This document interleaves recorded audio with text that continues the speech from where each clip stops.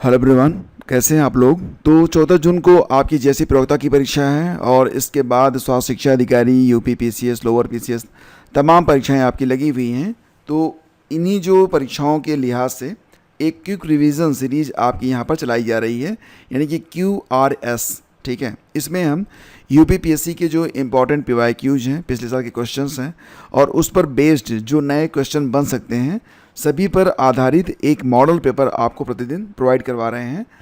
Specific जो आपकी परीक्षा है जैसी प्रवक्ता, इसके लिए आपको अब तक 11 मॉडल पेपर दिए जा चुके हैं। ये आज का जो मॉडल पेपर है ये 12वां है। दोस्तों, बहुत सारे बच्चे ऐसे भी हैं जो कि ये कह रहे हैं कि लास्ट टाइम में क्या पढ़ें।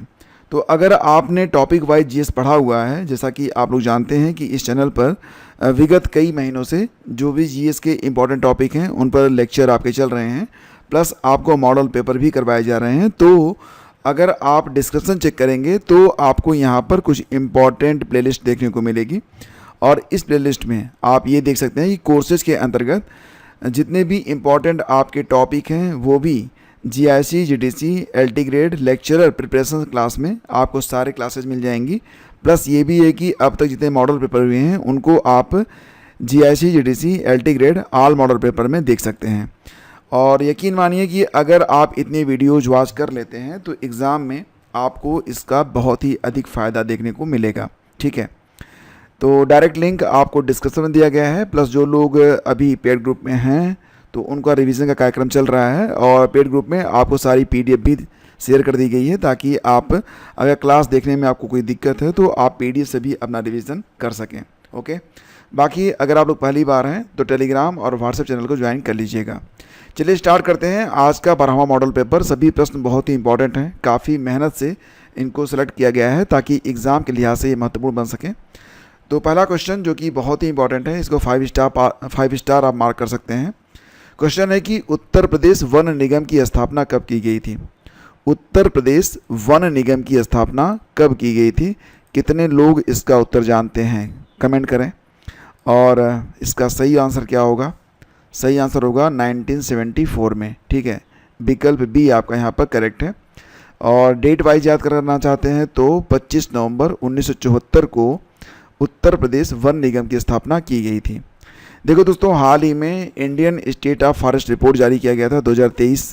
तो इसके मुताबिक ध्यान रखिएगा कि देश में सर्वाधिक वन क्षेत्र वाले जो शीर्ष 3 राज्य हैं कौन कौन से हैं। ठीक है, क्षेत्रफल के मुताबिक जो सबसे अधिक वन क्षेत्र रखते हैं तो इसमें पहला स्थान मध्य प्रदेश का है, दूसरा स्थान अरुणाचल प्रदेश का है, और तीसरा स्थान छत्तीसगढ़ का है। ठीक है, और अगर हम बात करें जैसे कि हर स्टेट का अपना एक एरिया भी होता है, तो उस एरिया में कितने प्रतिशत वन क्षेत्र हैं, इस हिसाब से अगर देखा जाए तो टॉप पर आता है आपका लक्षद्वीप। लक्षद्वीप में अगर आप देखेंगे तो लक्षद्वीप का 91.33% जो एरिया है ये वन से ढका हुआ है।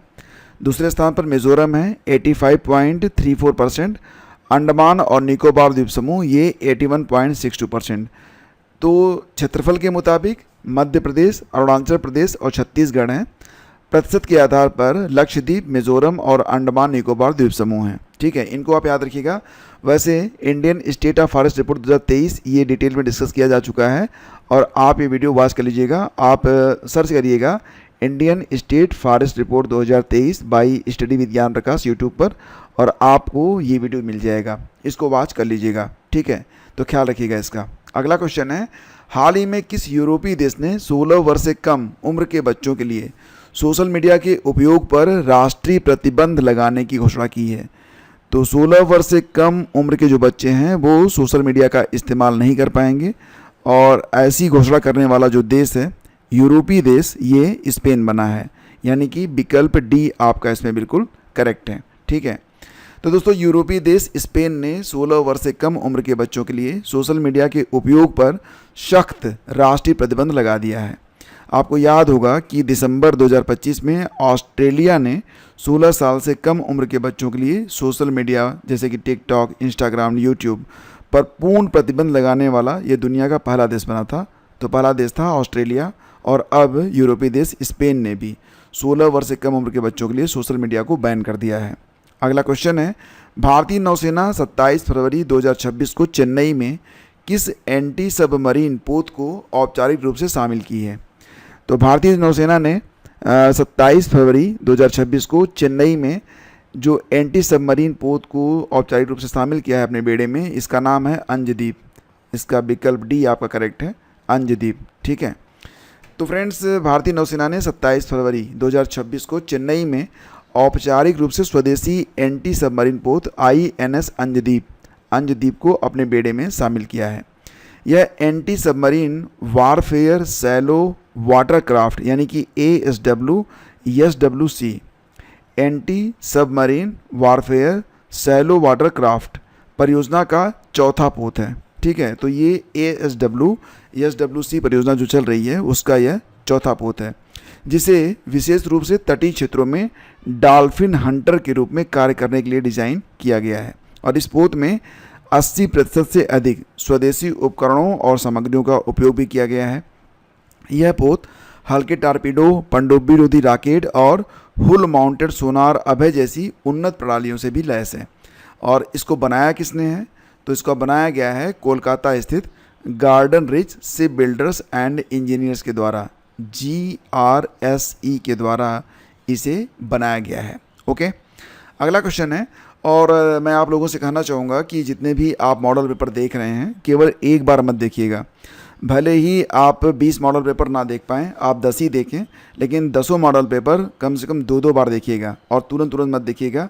जैसे कि आज अगर आप शुरू कर रहे हैं तो इसके बाद जो अगला मॉडल पेपर होगा तो आप 5 देख लीजिए आज। ठीक है, और जब तक ये 5 दोबारा से आप ना देख लें 2-3 घंटे के बाद, तब तक आप छठवां वाला स्टार्ट मत कीजिएगा। इससे क्या होगा, फैक्ट आपको याद रखेंगे। देखो दोस्तों, होता ये है ना कि रिवीजन ये बहुत इंपॉर्टेंट होता है। आप यूँ तो पढ़ते चले जाएंगे और जितने भी लगभग 50 मॉडल पेपर हैं सारे आप कंप्लीट कर लेंगे, लेकिन मुश्किल से ही कुछ चीज़ें आपको याद रहेंगी। तो रिवीजन आप लोग करते रहिएगा, एटलीस्ट 2 टाइम तो ज़रूर वॉच कीजिएगा। केंद्र सरकार ने फरवरी 2026 में असम में किस कार्यक्रम का दूसरा चरण फेज़ 2 लॉन्च किया है? तो फरवरी 2026 में असम में किस कार्यक्रम का फेज़ 2 लॉन्च किया गया है? तो दोस्तों ये जो कार्यक्रम है ये है vibrant village program. Vibrant village program, option B आपका इसमें करेक्ट है। ठीक है, तो असम के कछार जिले से ये जीवंत ग्राम कार्यक्रम यानी कि वाइब्रेंट विलेज प्रोग्राम 2 के दूसरे चरण की शुरुआत की गई है, ये याद रखेंगे। ओके, अगला क्वेश्चन है, भारत के अनन्य आर्थिक क्षेत्र EEZ जिसको कहते हैं एक्सक्लूसिव इकोनॉमिक जोन में मछली पकड़ने के लिए ऑनलाइन एक्सेस पास फरवरी 2026 में कहाँ से लॉन्च किया गया है?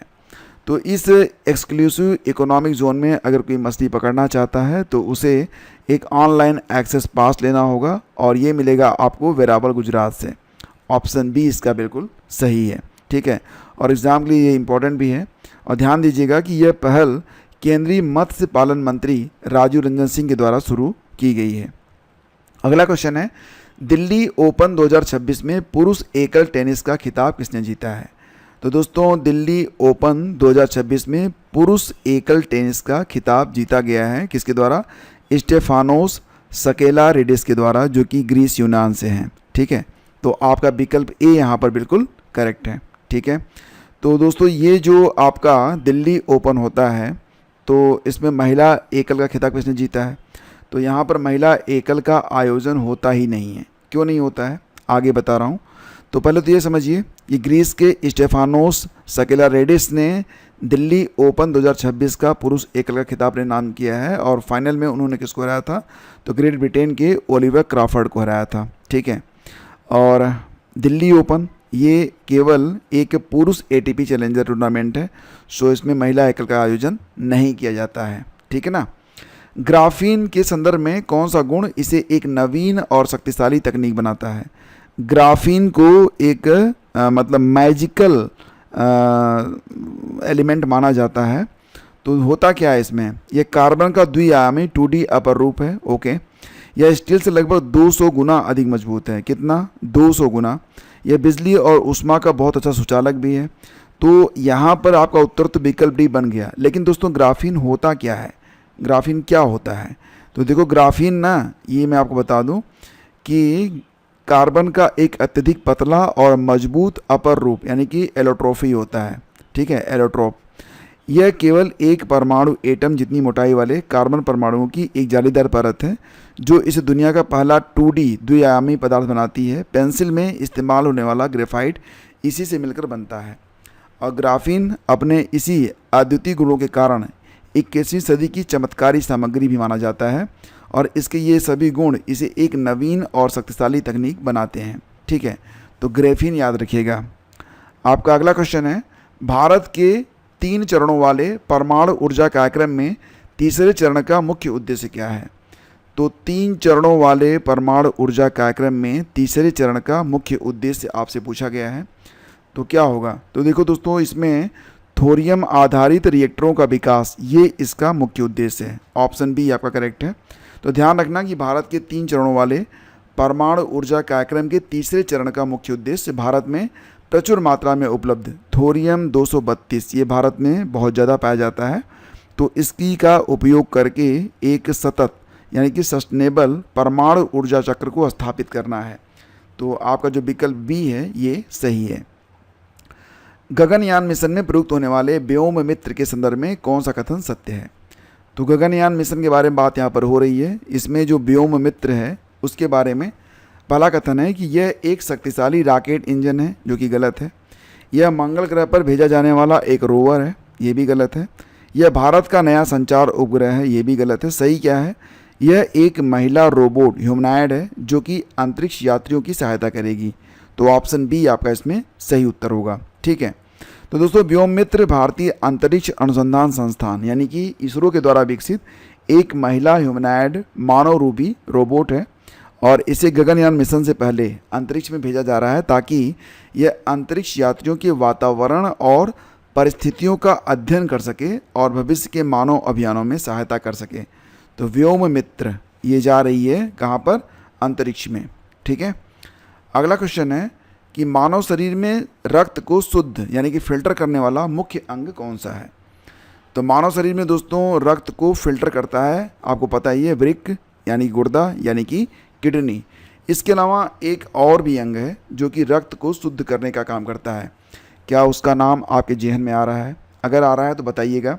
फिलहाल मैं आपको बता दूं तो मानव शरीर में रक्त को छान कर यानी कि फिल्टर करके शुद्ध करने वाला जो मुख्य अंग है ये तो गुर्दा है, ये मेन पार्ट है गुर्दा। इसके अलावा जो लीवर है, लीवर भी काम करता है रक्त को शुद्ध करने का। ये क्या करता है? खून से हानिकारक जो टॉक्सिन्स होते हैं उनको अलग करने का काम करता है। ठीक है, तो शरीर यूँ ही नहीं चलता है, आपकी मशीनें लगातार काम करती हैं तब जाके आप स्वस्थ रहते हैं। तो अगर जीवन को भी अच्छे से चलाना है तो आपको भी काम करते रहना चाहिए। अब बात करेंगे यहाँ पर द्विअनुपयोगी ड्यूअल यूज़ प्रौद्योगिकियों का क्या अर्थ है। ये जो द्विअनुपयोगी प्रौद्योगिकी है, टेक्नोलॉजी है, इसका क्या मतलब है?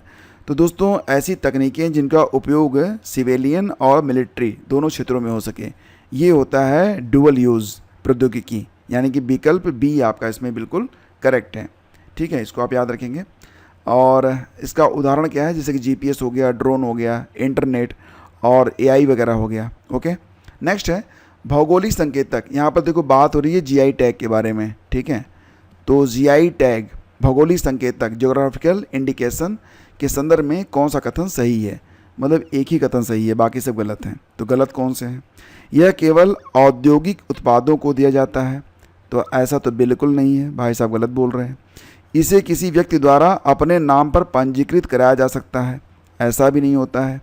इसकी वैधता अनिश्चित काल के लिए होती है, ये भी झूठ बोल रहे हैं। सही है, यह उत्पाद की विशिष्ट भौगोलिक उत्पत्ति और उसकी गुणवत्ता का प्रमाण है, यानी कि विकल्प डी आपका यहाँ पर सही है। ठीक है, तो जीआई टैग उन उत्पादों को दिया जाता है जो किसी विशिष्ट भौगोलिक क्षेत्र से आते हैं। ठीक है, जैसे कि आपने देखा था ना हाल ही में जौनपुर की जो इमरती है बेनीराम की, उसको मिला था।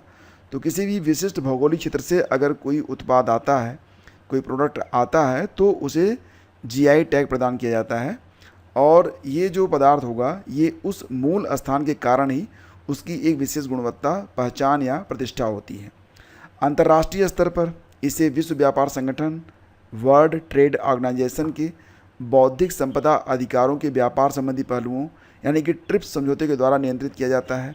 भारत में संसद ने जियोग्राफिकल इंडिकेशन ऑफ गुड्स ये एक्ट 999 1999 पारित किया और ये कानून सितंबर 2003 से लागू हुआ। और उसके अगले साल वर्ष 2004-05 में जो पहला पदार्थ था वो थी दार्जिलिंग की चाय, जिसको जीआई टैग प्रदान किया गया था। ठीक है, याद रखिएगा। अगला क्वेश्चन है आपका कि एंड टू एंड एन्क्रिप्शन तकनीक का मुख्य लाभ क्या है। बार बार आप व्हाट्सएप यूज करते हैं तो व्हाट्सएप दावा करता है कि जो तकनीक हम इस्तेमाल में ला रहे हैं वो एंड टू एंड इनक्रिप्टेड है, यानी कि जो मैसेज भेज रहा है केवल वो मैसेज को देख सकता है और जिसे मैसेज भेजा जा रहा है केवल वही मैसेज को देख सकता है, बीच में इसे कोई देख नहीं सकता है। इसी को कहते हैं एंड टू एंड एन्क्रिप्शन। ठीक है, मतलब केवल भेजने वाला और प्राप्त करने वाला ही संदेश पढ़ सकते हैं, यही इसका अर्थ होता है। ऑप्शन बी यहाँ पर बिल्कुल करेक्ट है। अगला क्वेश्चन है कि क्वांटम कंप्यूटिंग पारंपरिक कंप्यूटरों से किस प्रकार भिन्न है। ओके, नीचे शुरू करते हैं। इसकी गणना शक्ति बहुत धीमी होती है, भाई साहब गलत है, बहुत तेज होती है। इसमें डेटा स्टोरेज के लिए सुपर कंडक्टर की आवश्यकता नहीं होती है, बिल्कुल होती है, ये भी गलत है। यह केवल बाइनरी 0 और 1 पर काम करता है, ऐसा तो बिल्कुल नहीं है। तो यह बिट्स के बजाय क्वी बिट्स का उपयोग करता है, ये केवल सही है आपका, यानी कि विकल्प ए आपका उत्तर है। ठीक है, तो पारंपरिक कंप्यूटर यानी कि क्लासिकल कंप्यूटर जहां डेटा को प्रोसेस करने के लिए बाइनरी डिजिट्स होती है ना, बिट्स 0 और 1 का उपयोग करते हैं, वहीं पर क्वांटम कंप्यूटर क्वांटम बिट्स यानी कि क्यू बिट्स का उपयोग करते हैं। तो यही जो है बेसिक डिफरेंस है दोनों में। ठीक है, अगला क्वेश्चन है उत्तर प्रदेश की मिट्टी में मुख्य रूप से किस तत्व की कमी पाई जाती है। तो दोस्तों उत्तर प्रदेश की मिट्टी में मुख्य रूप से कमी पाई जाती है किसकी, तो नाइट्रोजन और फास्फोरस की। ऑप्शन सी इसका बिल्कुल करेक्ट है। और ये कमी क्यों पाई जाती है, क्योंकि उत्तर प्रदेश के मैदानी भागों में ज़्यादातर जो मिट्टी है वो जलोढ़ मिट्टी है, एलुवियल। ठीक है, जो राज्य के कुल भौगोलिक क्षेत्र का लगभग 90% हिस्सा कवर करती है। कृषि विज्ञान और मृदा परीक्षण रिपोर्टों के अनुसार इस मिट्टी में नाइट्रोजन, फास्फोरस और जीवांश यानी कि ह्यूमस की भारी कमी पाई जाती है और इसी कमी के कारण फसलों की अच्छी पैदावार के लिए खेतों में यूरिया का प्रयोग किया जाता है, डीएपी का प्रयोग किया जाता है और कुछ बड़े रासायनिक उर्वरकों का भी इसमें इस्तेमाल किया जाता है। तो ध्यान देना कि जो जलोढ़ मिट्टी होती है उसमें नाइट्रोजन और फास्फोरस की कमी होती है, जिसकी वजह से उसमें नाइट्रोजन के लिए यूरिया और फास्फोरस के लिए डीएपी का इस्तेमाल किया जाता है, उसकी कमी को दूर करने के लिए। ओके, अगला है उत्तर प्रदेश के किस स्थान पर भारतीय गन्ना अनुसंधान संस्थान स्थित है। देखो दोस्तों, उत्तर प्रदेश में तो है ही है, भारत के स्तर पर भी एक गन्ना अनुसंधान संस्थान है। तो फिलहाल बात करते हैं उत्तर प्रदेश में। तो यूपी में भारतीय गन्ना अनुसंधान संस्थान IISR, ये मिलेगा आपको कहाँ पर, मेरठ, लखनऊ, शाहजहाँपुर, देवरिया। सही आंसर क्या होगा दोस्तों, सही आंसर इसका होगा लखनऊ। ठीक है, ये मिलेगा आपको कहाँ पर, लखनऊ में मिलेगा। ठीक है, और इसकी स्थापना होती है 1952 में। लेकिन ध्यान दीजिए, अब बात करते हैं नेशनल लेवल पर। केंद्रीय गन्ना प्रजनन संस्थान ICAR SBI, ये कोयम्बटूर तमिलनाडु में स्थित है। इसकी स्थापना 1912 में हुई थी। ठीक है, तो उत्तर प्रदेश में जो भारतीय गन्ना अनुसंधान संस्थान है स्थापना 1952 में, जबकि केंद्रीय गन्ना प्रजनन संस्थान की स्थापना 1912 में हुई है। यह भारतीय कृषि अनुसंधान परिषद ICAR के अंतर्गत देश का सबसे प्रमुख और सबसे पुराना कृषि अनुसंधान केंद्र है, जिसे गन्ने की नई और बेहतर किस्में विकसित करने के लिए जाना जाता है। केंद्रीय गन्ना प्रजनन संस्थान कोयम्बटूर तमिलनाडु। ठीक है, जबकि भारतीय गन्ना अनुसंधान संस्थान लखनऊ में स्थित है। अगला क्वेश्चन है IPv4 और IPv6 एड्रेस के बारे में मुख्य तकनीकी अंतर क्या है।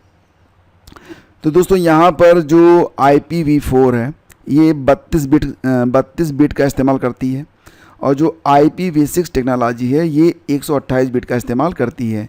ये इसमें मुख्य तकनीकी अंतर है। ठीक है, तो ध्यान देना कि IPv4 और IPv6 के बीच का सबसे बड़ा तकनीकी अंतर उनके एड्रेस क्षमता, एड्रेस फॉर्मेट और सुरक्षा में है। IPv4 ये 32 बिट का पता इस्तेमाल करता है, जिसे लगभग 4.3 बिलियन यानी कि 4.3 अरब IP एड्रेस बनते हैं। वहीं पर IPv6 128 बिट का जो पता है इस्तेमाल करता है, जो कि लगभग 3.4 टाइम्स 10⁻38 पते प्रदान करता है, जो कि व्यवहारिक रूप से असीमित ही माना जाएगा। ठीक है, फिर अगला क्वेश्चन है कि कंप्यूटर में बायोस यानी कि बेसिक इनपुट आउटपुट सिस्टम कहाँ संग्रहित होता है और इसका मुख्य कार्य क्या होता है। तो दोस्तों जो बायोस होता है ना, ये रैम में होता है क्या? नहीं। ये हार्ड ड्राइव में होता है? नहीं। तो ये रोम में होता होगा। हाँ, ये सही है। बायोस जो होता है ये रोम चिप में होता है और कंप्यूटर चालू करने के लिए इसका इस्तेमाल किया जाता है। तो ऑप्शन सी आपका बिल्कुल करेक्ट है। ठीक है। BIOS that is basic input output system computer का एक महत्वपूर्ण फर्मवेयर है जो कि मदरबोर्ड पर लगी एक विशेष रोम का भी फुल फॉर्म कई बार एग्जाम में पूछा जाता है। रीड ऑनली मेमोरी होता है या फ्लैश मेमोरी चिप में यह संग्रहित होता है। बायोस यह कंप्यूटर चालू होने पर सबसे पहले सक्रिय होता है और हार्डवेयर तथा ऑपरेटिंग सिस्टम के बीच की एक कड़ी होता है। ओके। अगला क्वेश्चन है, भारत सरकार द्वारा संचालित डिजिटल लॉकर, जिसे आप डिजी लॉकर अब कहते हैं, तो डिजी लॉकर का प्राथमिक उद्देश्य क्या है? तो डिजी लॉकर दोस्तों एक अपरिहार्य ऐप बन चुका है जो कि आपके मोबाइल फ़ोन में होना चाहिए, जिसमें आप अपने सभी शैक्षणिक, आधार कार्ड, पैन कार्ड, जो एजुकेशनल सर्टिफिकेट हैं, गाड़ी के पेपर, डीएल वगैरह और सब कुछ आप उसमें रख सकते हैं। तो भौतिक दस्तावेजों के उपयोग को कम करना और डिजिटल प्रमाण पत्र साझा करना, यही उद्देश्य है डिजी लॉकर का। ऑप्शन सी इसका बिल्कुल करेक्ट है। अब तो बहुत सारी ऐसी परीक्षाएं भी हो रही हैं जो कि आपका जो सर्टिफिकेट है उसे डिजी लॉकर में ही शेयर करती हैं। अगला क्वेश्चन है, बिग डेटा के 3V मुख्य रूप से क्या प्रदर्शित करते हैं? तो दोस्तों बिग डेटा के जो 3V हैं इनका मतलब होता है वॉल्यूम, वेलोसिटी और वैरायटी, यानी कि विकल्प बी आपका करेक्ट है। ये ध्यान रखिएगा आप लोग। अगला है, उत्तर प्रदेश का संयुक्त प्रांत यूनाइटेड प्रोविंसेस की से उत्तर प्रदेश के रूप में नामकरण कब किया गया था? तो दोस्तों उत्तर प्रदेश का यूनाइटेड प्रोविंसेस संयुक्त प्रांत से नामकरण हुआ उत्तर प्रदेश, ये कब हुआ था? तो आपको पता ही है कि प्रतिवर्ष 24 जनवरी को मनाया जाता है क्या? उत्तर प्रदेश दिवस। तो 24 जनवरी 1950 को संयुक्त प्रांत यूनाइटेड प्रोविंसेस को रीनेम किया गया था उत्तर प्रदेश के नाम से। तो ये इसका उत्तर बनेगा ऑप्शन सी, इसको आप याद रखेंगे। ठीक है। और अगला क्वेश्चन है कि उत्तर प्रदेश के किस नवपाषाणिक पुरास्थल से धान की खेती के प्राचीनतम साक्ष्य प्राप्त हुए हैं? तो दोस्तों याद रखना कि धान की खेती के जो प्राचीनतम साक्ष्य हैं वो कोल्डीमा से प्राप्त होते हैं। ऑप्शन सी आपका यहाँ पर बिल्कुल सही है। ठीक है। और उत्तर प्रदेश के लहुरादेव जो कि संत कबीर नगर जिला में स्थित है, अगर विकल्प में लहुरादेव रहेगा ना तो आपका जो उत्तर बनेगा वो लहुरादेव ही बनेगा, क्योंकि ऐसा माना जाता है कि कोल्डीमा से पहले भी लहुरादेव में धान की खेती के प्राचीनतम साक्ष्य मिले हैं। लेकिन यहाँ पर आपका तो लहुरादेव है ही नहीं है। विकल्प में मगहरा है, पंचोह है, कोल्डीमा और महदहा है। तो इसका उत्तर बनेगा आपका कोल्डीमा। कोल्डीमा कहाँ पर है? प्रयागराज जिले में बेलन घाटी में स्थित है और यहाँ से धान के प्राचीनतम भौतिक साक्ष्य मिलते हैं लगभग 6000 से 7000 ईसा पूर्व के, जो कि जो लहुरादेव है वहाँ पर जो साक्ष्य हैं वो बताते हैं कि चावल यहाँ पर 7000 से 9000 ईसा पूर्व में ही इस्तेमाल में लाया जाता था। तो बहुत पुराने साक्ष्य हैं। ठीक है। प्रसिद्ध रूमी दरवाज़ा उत्तर प्रदेश के किस शहर में स्थित है और इसे किसने बनवाया था? तो दोस्तों रूमी दरवाज़ा आपने ज़रूर देखा होगा, अगर आप लखनऊ गए होंगे तो लखनऊ में स्थित है और इसे नवाब आसफुद्दौला ने बनवाया था। तो कौन लोग बताएंगे कि रूमी दरवाज़ा कब बनवाया गया था? कौन लोग बताएंगे कि रूमी दरवाज़ा कब बना था? तो देखो ये जो रूमी दरवाज़ा था दोस्तों, इसे नवाब आसफुद्दौला ने बनाया था 1784 में। और ध्यान देना कि रूमी दरवाज़ा को तुर्किश गेट, तुर्की गेट भी कहा जाता है। यह तुर्की के इस्तांबुल शहर में स्थित प्राचीन द्वार बाबे हुमायूं से प्रेरित है। 60 फीट ऊंचा यह दरवाज़ा अवधी वास्तुकला और मुग़ल फारसी शैली का एक उत्कृष्ट नमूना माना जाता है। अगला क्वेश्चन है, उत्तर प्रदेश के किस क्षेत्र में चरकुला लोक नृत्य मुख्य रूप से किया जाता है? तो चरकुला के बारे में पता नहीं कहें, बार बार एग्जाम में पूछा जा रहा है, तो इसको रट के रखना कि चरकुला जो है ये ब्रज क्षेत्र का नृत्य है। ऑप्शन बी आपका बिल्कुल करेक्ट है।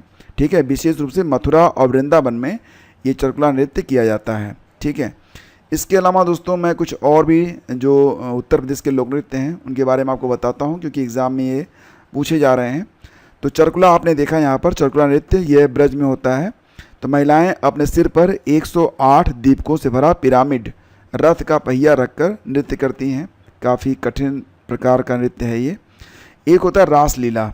ठीक है। ये भी ब्रज में ही होता है। एक धोबिया नृत्य है, इसका संबंध पूर्वांचल से है, मुख्य रूप से आजमगढ़ और जौनपुर से है धोबिया नृत्य का संबंध। धोबी समुदाय द्वारा गाए जाने वाले गीतों पर आधारित अत्यंत ऊर्जावान नृत्य इसे माना जाता है।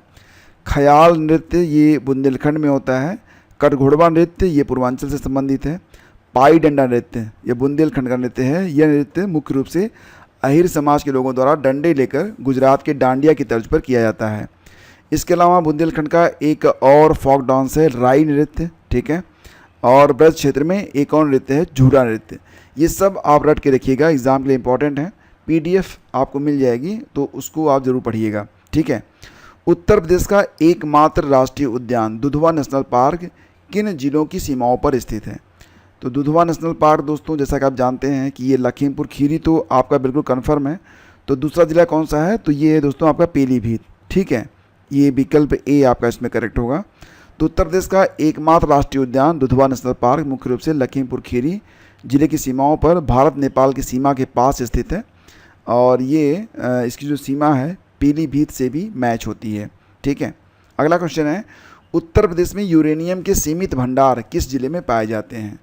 तो यूरेनियम दोस्तों उत्तर प्रदेश में केवल एक ही जिले में मिलता है और वो भी सीमित, और ये जिला है कौन सा? ललितपुर। ऑप्शन बी आपका करेक्ट है। दशावतार मंदिर भी आपको मिलेगा ललितपुर में ही, जो कि एग्ज़ाम में कई बार पूछा जाता है। तो उत्तर प्रदेश में यूरेनियम के सीमित भंडार कहाँ मिलते हैं? ललितपुर में। इसके अलावा परमाणु ऊर्जा विभाग द्वारा राज्य के सोनभद्र जिले विशेषकर म्योरपुरा ब्लॉक के नकटू और चितपहरी क्षेत्र में यूरेनियम के संभावित विशाल भंडारों की खोज और परीक्षण का कार्य हो रहा है। तो अभी तो ललितपुर में है, बाद में हो सकता है कि सोनभद्र में भी आपको कुछ अंश या हो सकता है कि भंडार ही देखने को मिल जाए।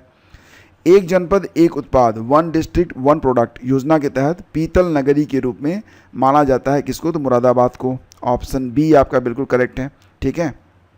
और उत्तर प्रदेश विधान परिषद यानी कि उत्तर प्रदेश लेजिस्लेटिव काउंसिल में कुल सदस्यों की संख्या कितनी है? तो दोस्तों उत्तर प्रदेश विधान परिषद में कुल सदस्यों की संख्या कितनी है? 100 है।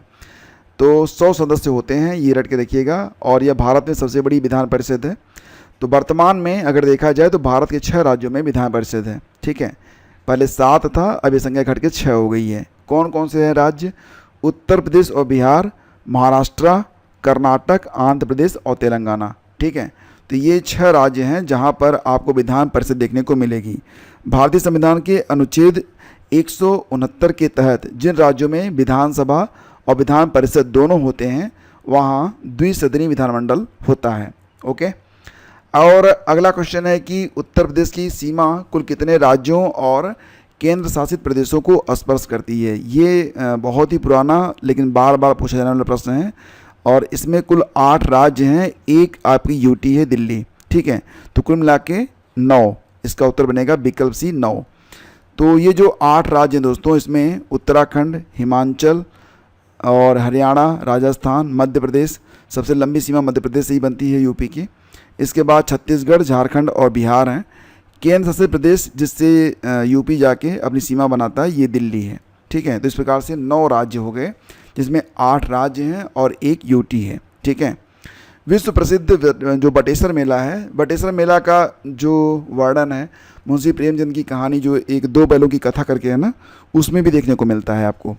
तो विश्व प्रसिद्ध बटेश्वर मेला उत्तर प्रदेश के किस जिले में आयोजित किया जाता है? तो अब आप समझ रहे होंगे कि बहुत पुराना मेला है। जब मुंशी प्रेमचंद जी का जो हीरा मोती 2 बैल थे वो भी इसी मेले से आए थे, ठीक है। तो बटेश्वर मेला ये दोस्तों आगरा में लगता है। ऑप्शन सी आपका यहाँ पर बिल्कुल करेक्ट है। यह ऐतिहासिक और धार्मिक स्थल है। बटेश्वर में यमुना नदी के तट पर आयोजित होता है जो आगरा से लगभग 70 किलोमीटर दूर है।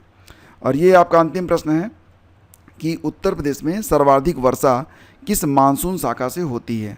तो बताइए, अरब सागर शाखा से या फिर बंगाल की खाड़ी शाखा से या पश्चिमी विक्षोभ से, जो कि केवल शीत में ही होता है, तो ये तो होगा नहीं आपका उत्तर। लौटता हुआ मानसून, यहाँ से भी कम ही वर्षा होती है।